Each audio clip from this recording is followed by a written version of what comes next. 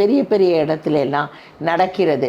பெண்களே அது அந்த பெட்லாக்கை விட்டு, அந்த குடும்ப இல்லற வாழ்க்கையை விட்டு விலகி போகிறது, இன்னொருத்தரிடம் போய் சேர்ந்துக்கிறது. அது இன்னைக்கு இருக்க நான் நினைக்கிறேன் யதார்த்த வாழ்க்கை. நான் நிறைய சில இன்டர்வியூலாம் சொல்லியிருக்கேன். சில நேரத்தில் மயங்கி நம்ம விஷயங்கள், நம்ம கலாச்சாரம், நம்ம பண்பாடு அதெல்லாம் தகர்த்து எரிஞ்சு விட்டு, அதெல்லாம் ஆணாக இருக்கட்டும் பெண்ணாக இருக்கட்டும், முதல்ல ஆண் மக்கள் தான் இதெல்லாம் நிறைய பண்ணிக்கிட்டு இருந்தாங்க. இந்த குடும்பம், இந்த வெட்லாக்கை உடைச்சிட்டு போகிறது மகன்கள் தான் இருந்தாங்க. ஆனால் இன்னைக்கு நிறைய குடும்பத்தில் நான் பேர் சொல்ல முடியாது, பெரிய பெரிய இடத்துல எல்லாம் நடக்கிறது.